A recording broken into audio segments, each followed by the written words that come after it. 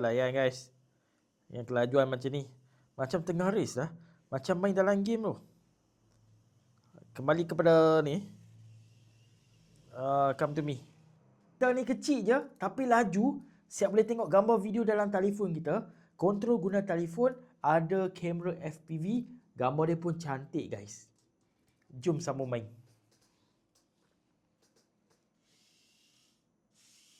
Serius memang laju guys. Serius memang laju. Kalau nak perlahankan dia pun boleh kita slowkan sikit dia punya speed. Reasonable. Reasonable to play. Easy to control. Recommended to you guys. Yang mana yang cari kereta control nak main tu, hampa boleh dapatkan kereta control mainan ni. Serious amazing. Memang puas hati guys. Wow.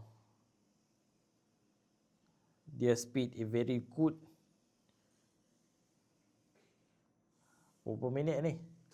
5 minit dah berlalu ya. Masih lagi belum habis dia punya bateri. Kereta ni dia boleh main dalam 8 minit tu. Sebelum bateri dia jadi panas dan juga habis.